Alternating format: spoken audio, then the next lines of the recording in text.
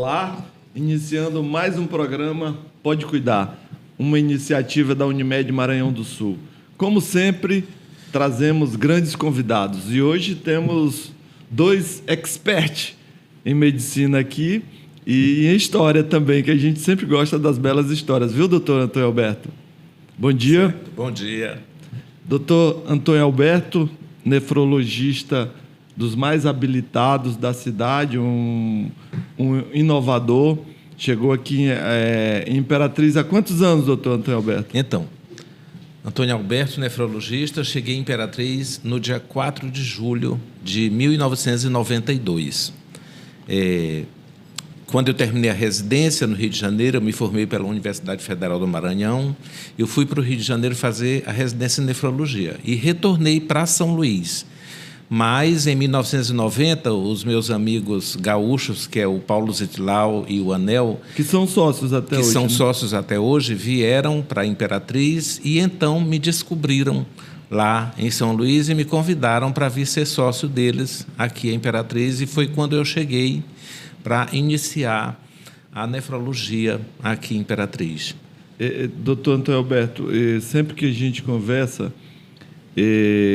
nós percebemos, o nosso outro convidado, o doutor Rogério Lucena, que vai falar daqui a pouco, mas sempre que eu converso com o doutor Antônio Alberto, a gente percebe a solidez com que ele fez a sua base educacional. E ele já me contou algumas vezes esse início, e eu queria que você relembrasse para mostrar, principalmente, Rogério, que aqui nós já tivemos escolas muito boas e que realmente a educação é que transforma a vida das pessoas. Eu queria que você contasse a sua história de paraibanos para até Balsas, enfim, toda aquela história que a gente já pôde compartilhar. Então, Paraibano é uma cidade aqui no interior do Maranhão, 600 quilômetros, fica mais próxima do estado do Piauí. Paraibano inicialmente se chamava Brejo, quando chegaram os paraibanos, comerciantes, e melhoraram a cidade e a transformaram em cidade em 1953. Eu nasci depois disso, nasci em 1960, mas ali no Brejo morava a família Coelho, que é a família da minha mãe, e chegaram os Britos, que são os paraibanos, e a família do meu pai. Eu sou Coelho de Brito. Pronto, em Paraibano eu comecei os estudos e depois eu fui estudar em Balsas, que naquela época era muito conhecida por ter bons colégios. E eu fui estudar no seminário, que era formado por padres combonianos e todos formados pela Universidade de Roma. Foi muito interessante para mim ter estudado nesse colégio, em Balsas, porque ali, além das disciplinas básicas, a gente tinha aula de francês, tinha aula de teatro, tinha aula de música, tinha órgão. Latim também? Latim, eu já não peguei a fase do latim, mas muitas orações eu sei fazer em latim ainda. Então, Balsas foi uma coisa muito importante para mim. E depois de Balsas eu fui para São Luís, onde eu estudei no atual IFMA, né? Naquela época era a Escola Técnica Federal do Maranhão. Eu tinha direito a estudar nessa escola porque eu tinha boas notas no interior e fui e estudei lá. Depois disso eu fiz vestibular na Universidade Federal e passei lá na Universidade Federal e fiz a residência em nefrologia, como eu tinha falado há pouco. Doutor Rogério Lucena, nosso ginecologista aqui, diretor também da nossa Unimed Maranhão do Sul, como entendedor de história, eu queria que você fizesse uma abordagem sobre aquele polo de Balsas, esse polo estudantil de Balsas. E Balsas, a gente pode observar hoje, Antônio Alberto, que ela passou um tempo, teve esse tempo áureo com escolas até professores internacionais, né? Com toda essa gama de matérias que ele pôde passar aí, que não fazia parte do currículo, eu digo, estadual, porque eu, lá em Amarante, eu nunca tive a oportunidade de ter francês, de ter latim, enfim, de ter teatro. Eu acredito que essa escola é uma escola atípica. Então, Balsas, já naquela época, Balsas como Grajaú, eram cidades já inovadoras, cidades que estavam à frente do seu tempo. E Balsas passou um tempo que ela não desenvolveu tanto, e agora, ultimamente, de uns 40 anos para cá, teve um novo boom com o agronegócio, né? Balsas hoje ele está entre os melhores indicadores do Maranhão. A melhor renda per capita do Maranhão é Balsas. Então, eu queria que você fizesse uma explanação sobre o cenário de Balsas antes e hoje. Veja bem, Jean. Aquela região de Balsas e Carolina, ela sempre foi muito pujante nesse aspecto educacional. Eles tinham, como o Alberto falou, os colégios que funcionavam como internatos. E esses colégios, capitaneados principalmente pela Igreja Católica, foram o celeiro de grandes nomes do nosso estado. Carolina, inclusive, teve o primeiro ginásio do interior do Maranhão, que é o ginásio do Sertão Maranhense, né? Eu, como adolescente, ia muito a Carolina, passava de mês, acompanhei as primeiras notícias da chegada dos gaúchos em Balsas, né?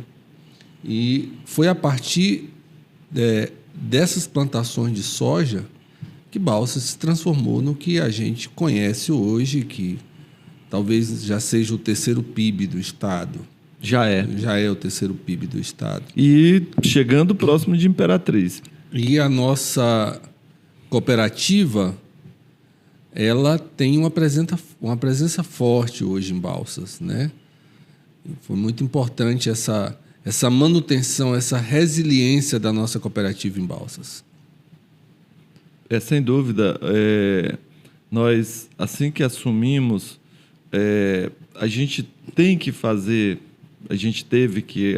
A necessidade ela era urgente de estarmos, Antônio Alberto, em regiões onde os indicadores econômicos eram melhores.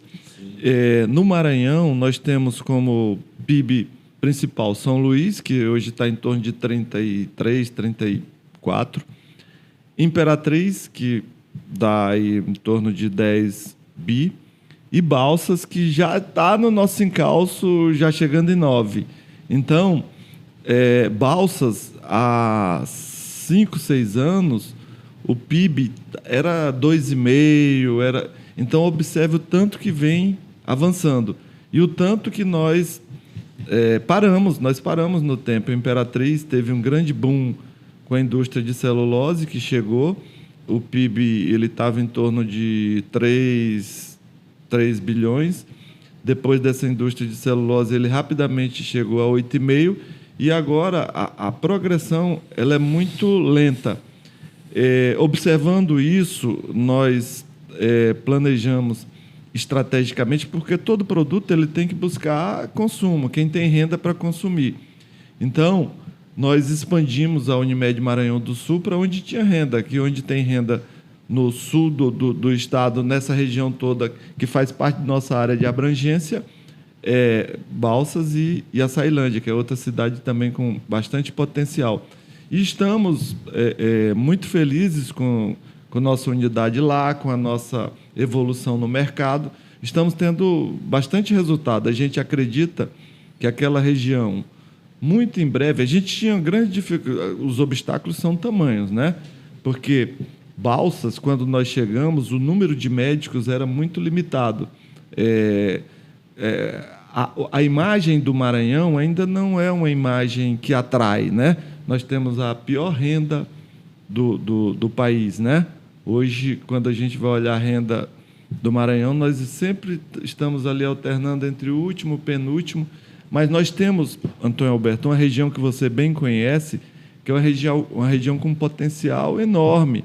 Nós temos um clima favorável, nós temos logísticas e nós temos energia. Então, esses fatores, somado a uma mão de obra abundante que nós temos aqui, às vezes o que falta é qualificação, né, Rogério? O Rogério e o Antônio Alberto, eles sabem muito bem disso. Mas nós temos mão de obra, desde que a gente consiga treinar, consiga educar. Eu não tenho a menor dúvida que o Maranhão, ele brevemente vai sair desses indicadores e nós vamos estar lá pontuando lá no meio da tabela para cima. Mas vocês bem sabem que até chegar a esse ponto, os desafios foram enormes, né, Antônio Alberto? Muito grandes. Inclusive, você fala de educação e de preparo da mão de obra. Até hoje, dentro da nefrologia que a gente criou aqui e tem a oportunidade de acompanhar até hoje, nós tivemos uma ideia que a gente procurava nas escolas de enfermagem conversar com as professoras e saber quais os técnicos de enfermagem que se destacavam, que tinham melhores notas.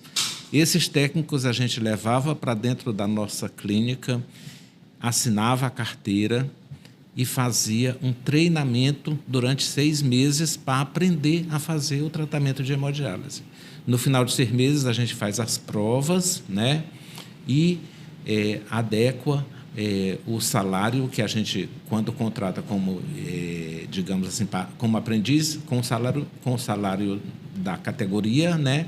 Mas depois a gente tem algumas coisas que a gente acrescenta por aquele técnico já se tornar um especialista, né? Mas quando nós chegamos aqui, a gente só tinha técnicos. Foi levado uma técnica para o Rio Grande do Sul para fazer um treinamento de hemodiálise. A tecnologia naquela época também era totalmente diferente do que é hoje, né? Nem se falava em computador. O primeiro computador foi comprado depois que a gente está aqui. A gente ainda aprendeu a fazer com DOS, né? DOS. Bom, mas aí, depois de algum tempo que a gente tinha dificuldades, tinham pouquíssimas enfermeiras formadas aqui na cidade, depois de algum tempo abriu a universidade e as enfermeiras foram se formando. Inclusive, nós sempre estimulamos muito nossos técnicos a fazer enfermagem. E hoje a gente tem uma população de enfermagem bem melhor. Mas as dificuldades foram muito grandes. Há pouco ele também estava falando que não tinha UTI na cidade. A nossa especialidade é uma especialidade difícil, é uma especialidade de doente grave, e o nosso doente precisa de UTI. Então, por muitas vezes, eu cheguei no Hospital São Rafael, no Santa Maria, ou em outro hospital aqui da rede pública, porque o nosso paciente, basicamente, é um paciente do SUS, mas aqui não tinha UTI nem para o paciente de convênio, não tinha UTI para ninguém. Pegava um avião e ia. Mas eu também tive um preparo na residência médica de terapia intensiva.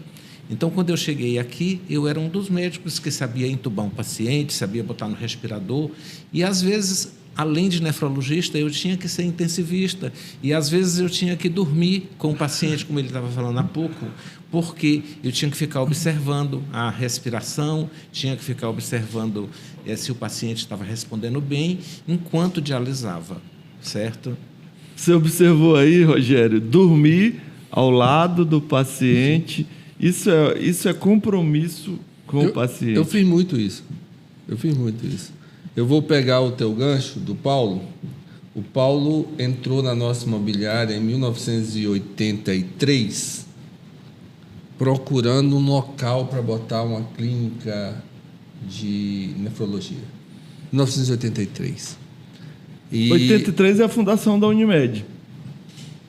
O Paulo chegou... Não, deve ter sido em 93. 93? Foi. Porque inicial... então, a nossa imobiliária já era lá na Praça de Fátima. Então, se não me falha a memória, a gente levou ele para o Hospital Santa Cecília, onde era o prédio do Hospital Santa Cecília. E lá funcionava a clínica de nefrologia. Ali na Coronel Manel Bandeira, que era o hospital do Dr. Celso. Exatamente. Irmão do Murilo. Ali começou a nefrologia de Imperatriz, né? eu vou fazer só um adendo aqui, porque antes ainda tinha uma casa na na Avenida Dorival Pinheiro, ali próximo ao Hotel Residência, de frente, e ali foram colocadas as 2 primeiras máquinas de hemodiálise, e era uma casa de 3 quartos. O primeiro quarto era o consultório, o segundo quarto era a diálise peritoneal e o terceiro quarto tinha 2 máquinas de hemodiálise. Então, a gente fazia o tratamento da água manual e começou a fazer hemodiálise lá. E em 93, que foi logo quando eu cheguei, julho de 92. E em 93, a gente alugou lá o Santa Cecília e foi feita uma reforma geral. Inclusive, eu participei, eu lembro até que eu ainda peguei uma pá de lixo assim, estava meio pesada, para jogar em cima de uma picape lá, na limpeza da clínica.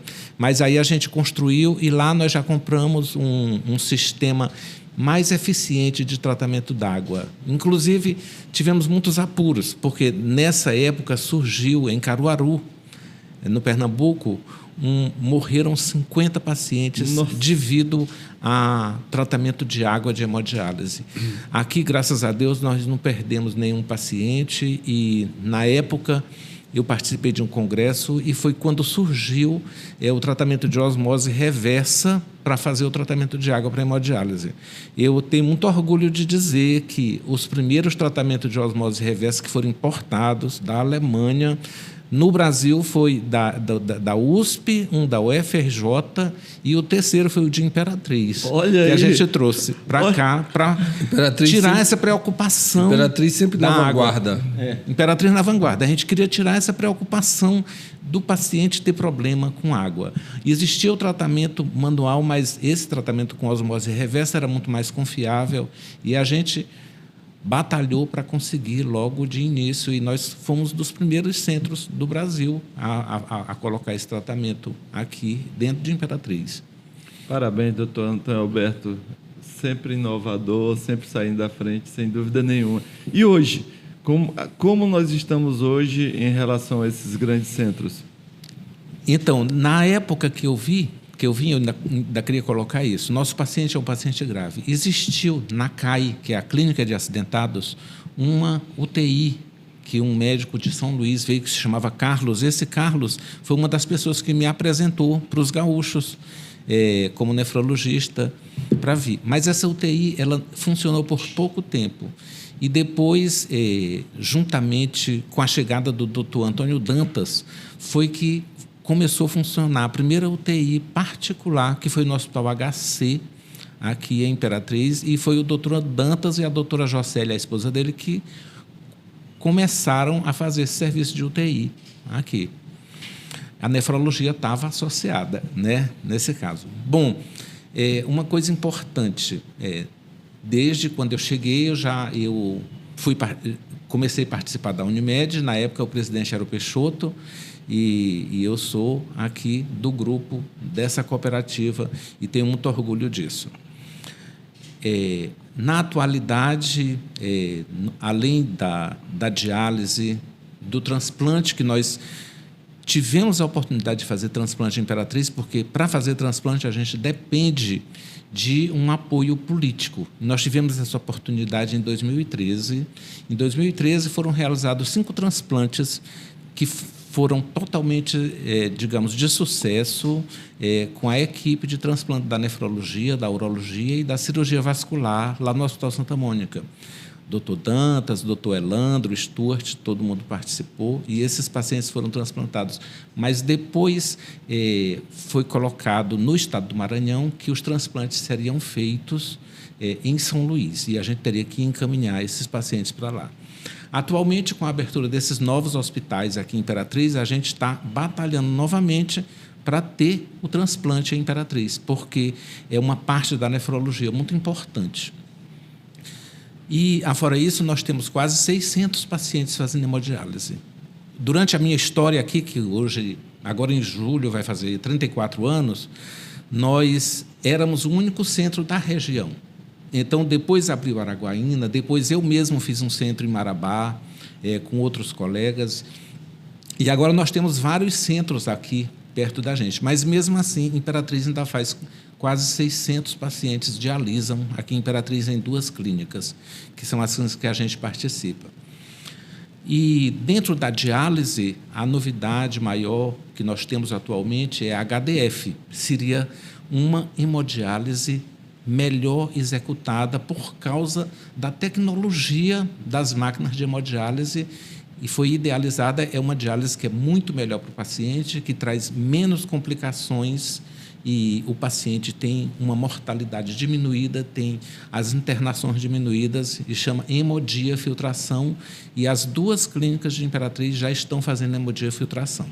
A hemodiafiltração é um procedimento que custa um pouco mais caro, mas a Unimed está presente. Os primeiros pacientes que entraram em hemodiafiltração foram os da Unimed, e a gente tem feito essa diálise aqui. Bom, e o transplante eu já terminei de falar, né? Nós estamos nessa perspectiva, fazendo contatos, inclusive com os políticos, para ver se a gente consegue voltar a fazer transplante aqui em Imperatriz, porque o pessoal, nós temos o pessoal, as equipes. Hoje, nós já somos 14 nefrologistas aqui em Imperatriz. Houve uma época que o doutor Anel teve problemas no Rio Grande do Sul com outro centro que eles tinham lá, o doutor Paulo teve o filho doente, e eu fiquei aqui em Imperatriz 1 ano e meio sozinho como nefrologista. Um ano e meio sozinho na cidade. Tempo. É muito tempo. É muito tempo. É muito tempo. Olha, eu acredito que isso talvez não fosse do conhecimento eu, pelo menos, não tinha essa informação. Parabéns, doutor Antônio Alberto. Tem que ter muito compromisso para aguentar 1 ano e meio sozinho respondendo por diálise, que é um tratamento que requer uma dedicação muito grande do médico, né? E além do paciente crônico que a gente dialisa nas clínicas, eu também via todos os pacientes agudos em todos os hospitais. Os de então urgência. Tinha paciente no Santa Isabel, tinha na emergência, tinha no Socorrão, e eu tinha que dar conta disso tudo. Entendeu? Agora eu entendi, doutor Alberto. Agora eu entendi uma coisa, lhe cortando. Por que agora você passou esse ano e meio tão recluso, sem poder sair da cidade, que aí depois, agora com esses 14 agora, você está viajando bastante, que eu acompanho, eu lhe acompanho. O Antônio, desde que eu o conheço, Jean, a minha admiração por o Antônio é que, além dessa capacidade técnica extrema, o Antônio, como ser humano, é uma pessoa formidável, um homem muito educado, muito polido, culto, e é sempre um prazer encontrar o Antônio. A gente fica um tempo sem se ver, mas assim, o Antônio, ele personaliza aquele ser humano que você tem vontade de ser. Eu quero ser o Antônio quando eu crescer, entendeu? Porque às vezes a gente tem colegas que de difícil trato, e o colega diz: eu sou assim, eu nasci assim, eu vou morrer assim. Isso é de uma ignorância, de uma estupidez que nós podemos, a cada dia, nos modificarmos, não na essência, mas nós podemos crescer, entende? Nesse momento que nós estamos vivendo aqui, uma iniciativa brilhante do Jean, é a gente trazer o colega que tem algo para nos oferecer, e você tem. Você é um colega que você tem muito para nos oferecer. E a nossa cooperativa, eu faço parte dela desde 97, ela se sente muito honrada em ter um integrante como você. Obrigado. Eu queria deixar um tema aqui para vocês que eu acho que vem impactando muito a saúde dos nossos clientes, nossos pacientes, e que vocês ponderassem sobre isso. Esse aumento desenfreado de farmácias, essa busca desenfreada por usar medicação. Eu tenho atendido muitos pacientes que estão nitidamente polimedicados, idosos usando 15, 16, 17 medicações diárias, enfim, um grande número de suplementos, de vitamina, enfim, ao meu ver, mas não quero contaminar a opinião de vocês, a indústria ela conseguiu colocar uma medicina de opinião ao invés da medicina de evidência. Hoje, se a gente tem um influenciador médico que sai usando um determinado produto, amanhã todos os outros médicos estão prescrevendo e os pacientes aderindo àquele tratamento. Então, eu queria que vocês ponderassem sobre esse assunto, se é uma visão só particular minha ou se vocês têm observado alguma coisa do tipo e se tem algum impacto na parte nefrológica, doutor Antônio Alberto e Rogério. Antes de você nos explanar, muita farmácia significa pouca saúde. Esse é o primeiro ponto que eu queria colocar. Você falou dos nossos colegas, muito exame significa pouco conhecimento. Tá? Porque ele atira em 200 pedidos de exame para ver se ele diagnostica alguma coisa. Muita radiação. Isso denota, me corrija se eu estiver errado, uma tomografia equivale a 60 raios-x. Uma. Correto. Entendeu? Então, a gente está passando por um momento, Jean, de inflexão por conta até desse número desenfreado de criação de escolas médicas, e isso está refletindo em todos os níveis da sociedade. A sociedade ela começou a ver que foi um movimento totalmente errado, totalmente equivocado. Isso onerou a nossa cooperativa, porque você tem colegas que chegam lá e são 200 exames. E o paciente acha que ele está sendo bem atendido porque aquele doutor passou 200 exames e aquele outro só passou, às vezes nem passou nada. Aquele ali não sabe de nada, não. Quem sabe é aquele outro lá. Na Suécia, você falou essa questão aí dos pacientes que tomam 16 medicamentos. Na Suécia, os psiquiatras estão prescrevendo viagens. Eles estão prescrevendo viagem, entendeu? Ao invés de prescreverem remédios. Porque quando você viaja, você vê o mundo com outros olhos.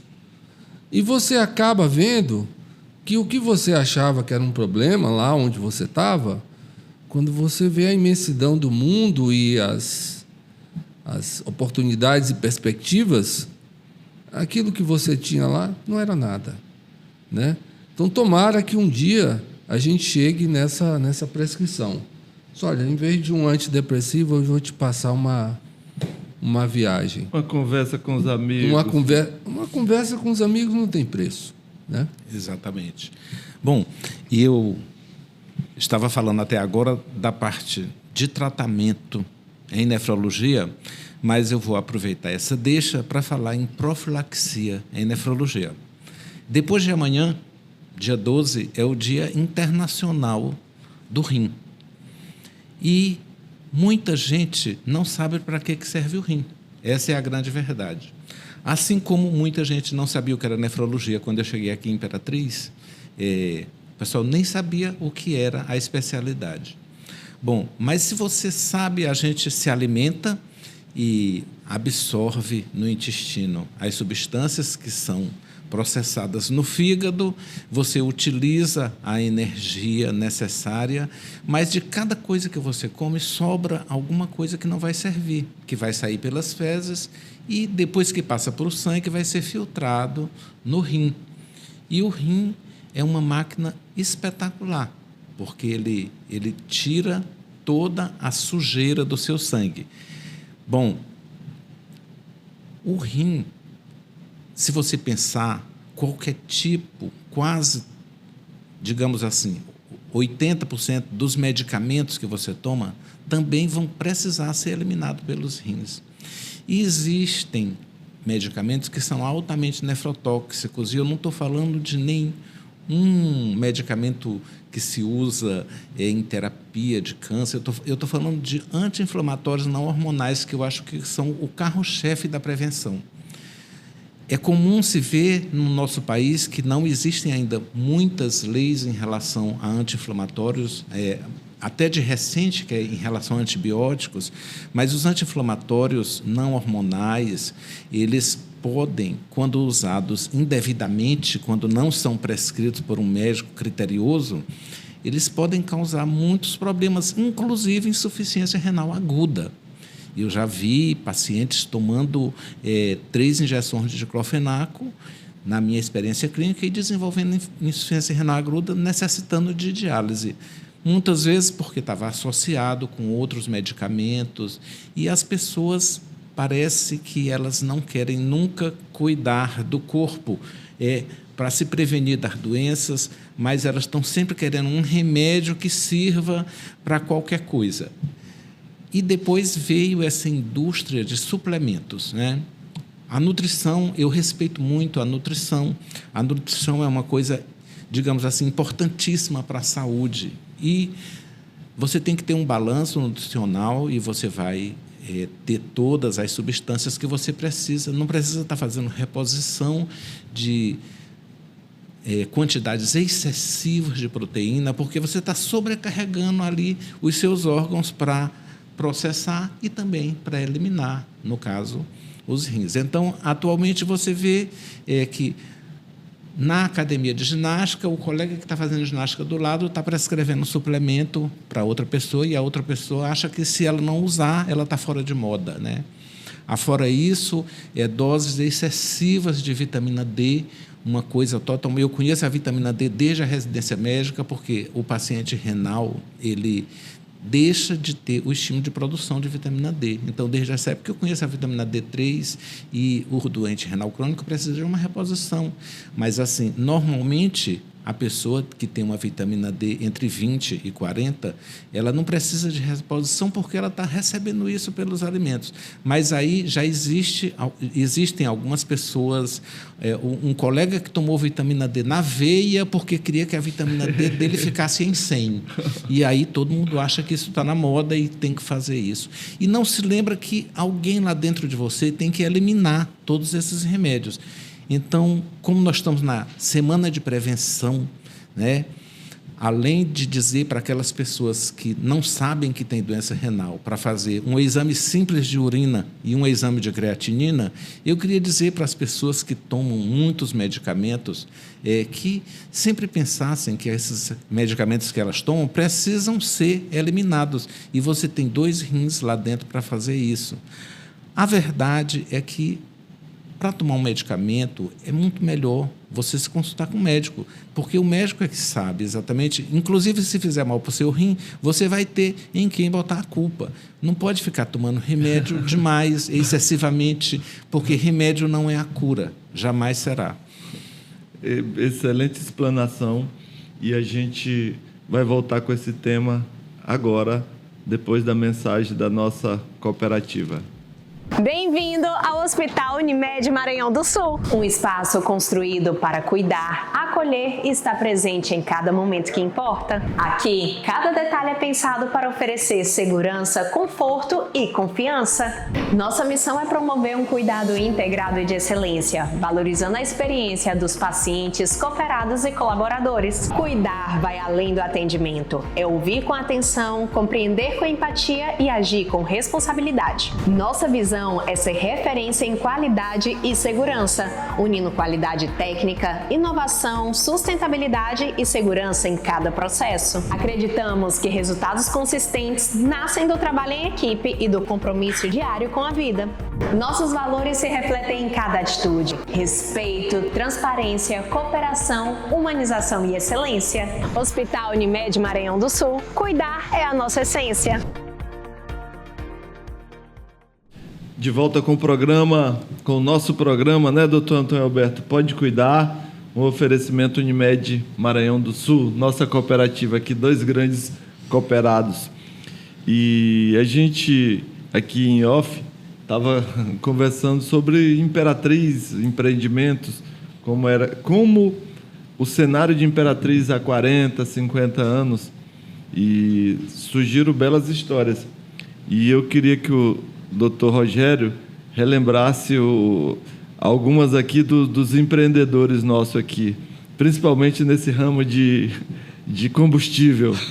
Nós sempre fomos uma cidade muito antenada com a logística, né, Rogério, e energia.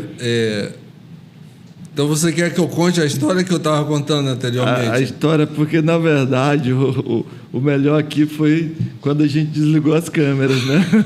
O meu avô tinha um posto de gasolina, o primeiro posto de gasolina da cidade, e o próximo posto de gasolina que tinha era no Jacaré. Não existia Sailândia, né? Mais ou menos uns 180 quilômetros de distância. E um belo dia chega no posto um cidadão com óculos Ray-Ban, camiseta regata, bermuda jeans e sandália havaiana. Não era a indumentária dos caminhoneiros da época. Eram calças folgadas, camisas abertas, aquele jeito mesmo selvagem.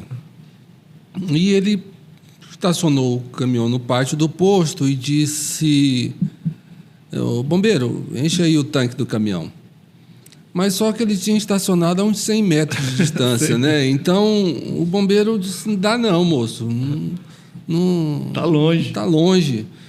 Aí ele olhou para o bombeiro e disse: "Cidadezinha atrasada e vagabunda, porque quando eu chego na minha cidade, na minha casa e estaciono o caminhão, eu ligo para o posto e eles vêm abastecer." E meu avô estava escutando a história. O dono do posto. O dono do posto, e olhou para ele e disse: "E onde é a sua cidade, meu amigo?"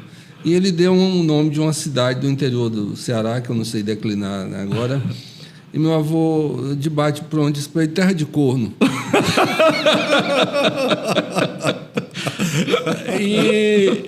E aí ele ficou ali meio sem saber o que fazer, e o velho já disse: "Pegue seu caminhão e vai embora." Só que ele estava com o tanque vazio. Não dava para ele tirar o caminhão dali. E ele olhou para o meu avô e disse: "E agora o que é que eu faço?" Meu avô disse: "Não sei." E saiu andando, saiu caminhando ali. E depois de uma certa distância, meu avô teve um estalo e virou para ele e disse: "Ligue lá na sua cidade e mande eles virem abastecer." Quer dizer, Já que é delivery. Impossível, né? Enfim. E o meu avô baixou um decreto do posto que quem abastecesse seria sumariamente demitido. Não existia Ministério do Trabalho nessa época, não. O Ministério do Trabalho era ele. Inclusive, lá no posto do meu avô funcionava uma delegacia de polícia. E era ele quem dizia quem entrava e quem saía da cela. E aí, esse cidadão ficou 4 dias no pátio do posto, e meu tio e meu pai tiveram que esperar o meu avô dormir numa certa noite e abastecer o caminhão do cidadão com a seguinte recomendação: nunca mais passe. Rogério, isso nos remeteu a que Imperatriz sempre foi uma cidade muito empreendedora, uma cidade que sempre primou pela excelência, né? Nós sempre oferecemos serviços de excelência, mas também nós somos bairristas, né? Sim. Nós não aceitamos ser Provocação de fora. Provocação de fora. E aí foi justo, eu acredito que foi justo essa ação do seu avô. E eu queria que a gente voltasse aqui nessa questão de criminalidade, a crime de pistolagem, que durante muitos anos nos assombrou. Há 40, 50 anos, Imperatriz era muito mal vista e hoje, graças a Deus, nós conseguimos melhorar bastante essa imagem. Mas existem Sim. muitas histórias nessa época que impactaram a classe médica, né? Como eram feitos esses atendimentos esses clientes esses pacientes que chegavam alvejados, chegavam com bala, às vezes chegavam com, já me contaram história de chegarem baleados e já com o pistoleiro chegando para conferir. Vai conferir. Eu tenho uma história, Jean, do outro lado da rua, lá da Getúlio Vargas, que hoje é um hotel, o hotel lá do Ricardo. O Dr. Antônio Scócio tinha o Hospital Santa Lúcia. Muito bem. Um dia chega um baleado. E lameado, sujo e tudo mais. E antes de o doutor Antônio levar para a cirurgia, ele olhou para o meu avô do outro lado da rua e disse: tem como dar um banho, Almeida, no nosso paciente? Ele disse: tem, manda para cá. E botaram numa maca e levaram para o outro lado da rua. E lá ele pegou aquela mangueira de lavar carro e deu uma lavada no cidadão e o bom e velho sabão Omo. Muito bem. 2 dias depois, o cidadão tinha sido operado, já andava com os soros e sondas pelo corredor do hospital e, no que ele melhorou um pouquinho, ele foi embora porque ele podia ser morto por outro. Você falou da criminalidade, já, Imperatriz, como um caldeirão cultural. Todas as regiões do Brasil estão representadas aqui.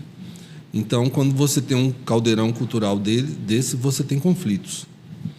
Então, a gente tinha um crime anterior à Imperatriz, que era o crime de encomenda. Tá? E você tinha os representantes, eu não vou declinar nome nenhum aqui, que faziam esses serviços. Mas, digamos assim, a grosso modo, você não tinha o que nós temos hoje.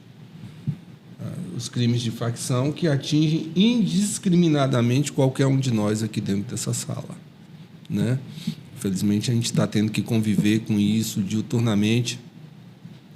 Na nossa profissão, principalmente colegas que trabalham em pronto-socorro, estão muito expostos a agressões físicas por parte desse tipo de criminalidade que, infelizmente, não é só Imperatriz. Todo o país. É uma epidemia, né? Nós vivemos uma epidemia da criminalidade, né? E isso afetou não só a população em geral, mas a nossa classe em cheio, né? Então, pegando a deixa, a gente também está contando coisas engraçadas. Quando a gente falava, quando eu era, digamos assim, adolescente, criança, aqui no interior, que a pessoa dizia que vinha para a Imperatriz, era desencorajada. Diziam assim: olha, lá em Imperatriz eles matam hoje e amarram o outro para matar amanhã. Então, se eu tivesse pensado ou ouvido, eu não teria vindo para a Imperatriz. Mas mais engraçado que eu achei ainda, lá perto da minha cidade, tinha uma moça que pedia esmola na rua. E quando ela recebia a esmola, ela dizia: Deus te livre da praga do mau vizinho e do caminho da Imperatriz.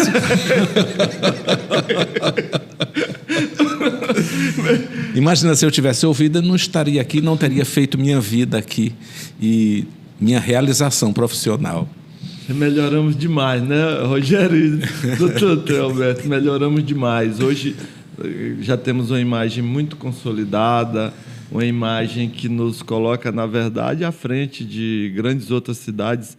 Nós temos aqui, nessa região, 4 cidades que eu acho que elas são diferenciais e elas têm os indicadores muito próximos, que são Imperatriz, aqui onde nós estamos hoje, Marabá, que está posicionada a 230 quilômetros daqui, Balsas, que está a 370, e Araguaína, que está a 240, 250 quilômetros. Quando a gente estuda esses indicadores todos dela, todas estão muito próximos ali, PIB PIB bem próximo, população um pouco maior para Marabá e Imperatriz, aí Araguaína. Você esqueceu a Açailândia.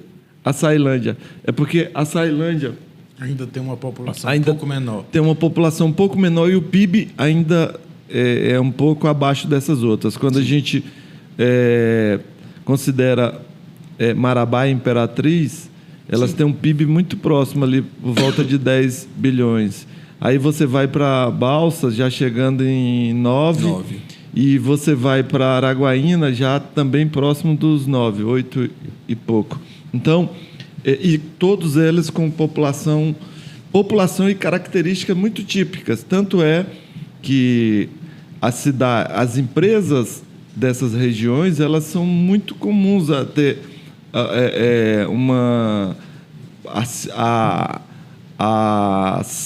as empresas, elas são muito comuns expandirem para essas regiões, porque as características são muito próximas, muito parecidas, e essas regiões são umas ilhas de desenvolvimento dentro desses estados aí que a gente citou.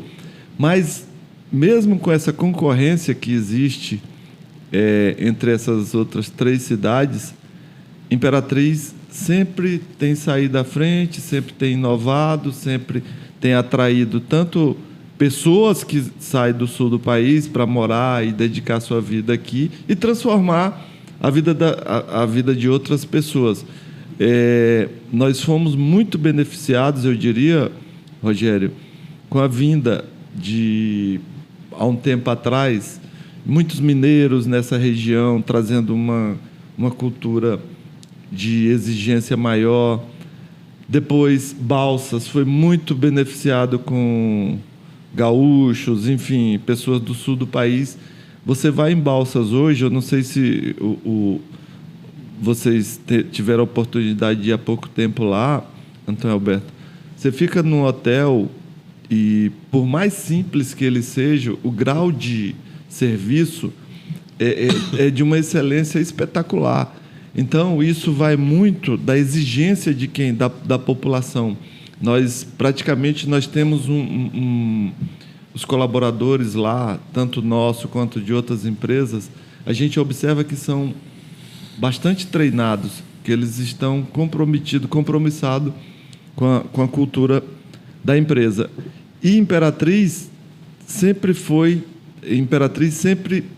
teve muito aberto a esse imigrante, essa pessoa que chegou e que aqui quis se instalar. Tanto é que os grandes nomes aqui, nós temos muitos nomes da cidade que alavancaram a cidade, mas também nós temos diversos nomes aqui que a gente poderia citar hoje que fizeram essa cidade.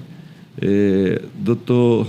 Rogério, como um grande historiador, médico, mas também um grande historiador, eu tenho certeza que aqui, se a gente for elencar, ele consegue citar 5, 6 aí nomes que fizeram a diferença, assim como o doutor Antônio Alberto. Pode divagar um pouco sobre isso? Sim, eu estava falando sobre a nossa rodoviária, né, que foi um marco na época, e o Hotel Anápolis, construído pela família Guerra. Eu estava conversando aqui com o Antônio, que a gente chegava no restaurante no Hotel Anápolis com ar-condicionado.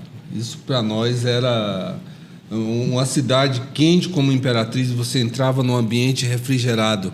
Era único. Não era comum. Era único você comer sem precisar ficar suado. Enxugando suor. Enxugando suor.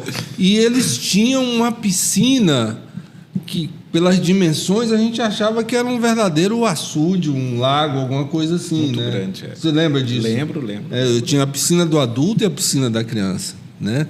Então, isso para a década de 70 era extraordinário. Nessa mesma época, Imperatriz tirou o aeroporto dela do centro. Para quem não sabe, uma cabeceira era a Secretaria da Saúde, imagina já. E a outra cabeceira era o muro do cemitério de São João Batista. Então, quando você aproximava de cá, você tinha uma visão da vida. Mas quando você aproximava de lá, e eu fiz as 2 aproximações, era o cemitério. Aproximação da então, morte. entendeu? Então, assim, era você que escolhia. Então, geralmente, a Varig escolhia aproximar por aqui, né? Quando ela aproximava lá, você pegava o rio, né? Fazia toda aquela aproximação pelo rio, mas a final da pista era o cemitério, né?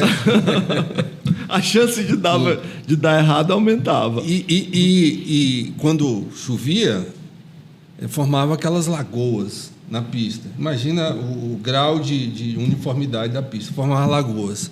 O avião passava na primeira lagoa, já diminuía a velocidade. Na segunda, ele atolava.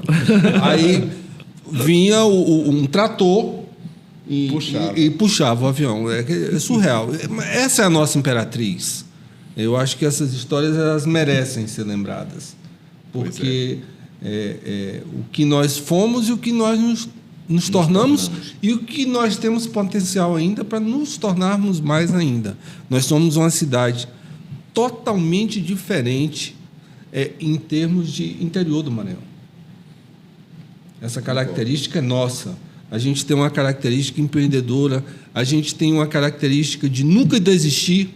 Não, está ruim a coisa, não. Quando está ruim, é mais um estímulo para a gente crescer. Tá? E isso nos diferencia em relação ao entorno. Com certeza. Na verdade, aqui tem... eu já cheguei um pouco depois, porque ele tem mais tempo aqui do que eu. Eu já cheguei no aeroporto atual, quando eu cheguei, né? E utilizei bastante o aeroporto. Mas eu sempre digo que Imperatriz, ela é uma cidade maravilhosa. E desde quando eu cheguei aqui, eu sempre elogiei muito Imperatriz pela força de trabalho. Normalmente, aqui não falta quem queira trabalhar. Às vezes não é preparado, mas aprende. A força de trabalho é muito grande e é uma coisa que eu sempre admirei. Então, às vezes, os meus colegas de São Luís queriam fazer alguma gozação comigo, diziam assim, mas você foi para o interior. Aí eu digo, não, aqui em Imperatriz, a gente, quando quer trabalhar em alguma coisa, digamos, na iniciativa privada, a gente consegue fazer o que quer. Em São Luís, quase todo mundo é funcionário público. Eu dizia para eles assim, numa disputa com São Luís, né? Então, eu dizia, mas você está morando numa cidadezinha do interior? Eu digo, não estou morando em Imperatriz, tem aeroporto, Imperatriz tem avião. Eu moro no eixo Imperatriz, Paris, Nova York. Eu dizia assim, né? E sempre diz que... você quer comparar Imperatriz com Nova York? Eu dizia, não, as ruas são quadriculadas igualzinho, só que em Nova York é com número e lá é com nome de estado. Então, eu sempre comparava Imperatriz com as grandes cidades, porque Imperatriz me acolheu muito bem e depois eu também fui, nominado cidadão imperatrizense. Eu agradeço a população por isso. E ser médico aqui sempre foi uma coisa que me deu muito prazer, pela realização de poder realizar a minha nefrologia aqui. Foi muito bom. Imperatriz sempre foi uma cidade maravilhosa para mim. Opa, que o doutor Antônio Alberto nos presenteou definindo o que é ser médico em Imperatriz. Brilhante essa sua definição. Perfeito. E agora eu vou provocar o doutor Rogério também. O que é ser médico em Imperatriz, doutor Rogério? Ser médico em Imperatriz é muito gratificante. No meu caso, por exemplo, que eu faço um reencontro com as origens. Aqueles meus amigos de Santa Terezinha, de Cesfa, e hoje eu faço o parto das filhas, enfim. Uma cidade que me acolheu como filho, né, que eu nasci na Imperatriz, como cidadão, como médico, né? É uma cidade que muito me orgulha. E hoje eu tenho amigos como você, que foi a medicina que nos uniu, Que proporcionou, que nos né? proporcionou essa reunião de amizade. Então, essa é a minha resposta do que é ser médico, Imperatriz. Brilhante. Terminamos aqui filosofando, né, doutores? Terminamos aqui com esse agradecimento e esse orgulho que nós temos aqui de fazer parte da história de Imperatriz.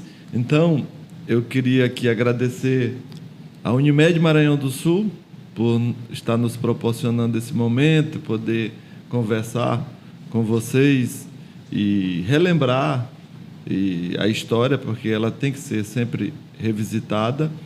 E queria também deixar aqui nosso áudio e vídeo aberto para vocês fazerem suas considerações finais. Então, vou fazer minha consideração final com uma coisa bem simples. Um tratamento de diálise, um tratamento de transplante, que são os tratamentos da minha especialidade, custam muito caro. Mas um exame de creatinina no sangue e um exame de urina na urina, isso deve custar R$1 e é feito pelo SUS. Então, trabalhar... Você não pode fazer, estou me dirigindo à população, você não pode ser aquela pessoa que não sabe se tem doença renal. Existe uma grande proporção de pessoas que têm doença renal e não sabem. Façam um exame de urina e façam um exame de creatinina e consulte um médico que você saberá se tem ou não problema renal. Porque se você descobrir no começo da doença, você terá grandes possibilidades de cura e não precisará fazer tratamentos de ponta como diálise e transplante. Bom, e além disso, agradecer à Unimed, que eu participo desde que cheguei aqui, e agradecer à Imperatriz por ter me acolhido, me tornado cidadão e ter me realizado como médico nessa cidade. Para encerrar minhas palavras, para encerrar esse momento, eu conclamo vocês se mirarem no exemplo do Antônio. Ao invés de vocês procurarem a automedicação excessiva, façam como ele, tenham qualidade de vida. Viajem por Paris, Nova York, Roma. Faz bem, gente, entendeu? Mas, tirando essa brincadeira, o que eu quero dizer é o seguinte... não procurem a saúde onde ela não está. Ela não está nas farmácias. A saúde está numa boa qualidade de vida, em bons hábitos. Isso é que faz você ter digamos, um envelhecimento saudável. E, com certeza vai ser um dos temas que o Jean vai trazer para a mesa futuramente, né? Como nós podemos alcançar essa qualidade de vida. Mas, volto mais uma vez, tome como exemplo o Antônio. Aqui nós sempre estaremos focados, Dr. Rogério e Dr. Antônio Alberto, em bem-estar. Bem-estar, prevenção, como bem focalizou aí o Dr. Antônio Alberto. A Unimed Maranhão do Sul, hoje, ela tem um propósito grande de transformar a vida das pessoas e poder promover bem-estar. E é isso que nós estamos fazendo, é isso que nos inspira. E queremos aqui agradecer mais uma vez ao Dr. Antônio Alberto e ao Dr. Rogério por essa brilhante explanação aqui. Eu tenho certeza que nosso programa hoje vai ter a maior audiência que já teve. Parabéns aos nossos dois convidados e parabéns à Unimed Maranhão do Sul por essa brilhante iniciativa. Grande abraço a todos.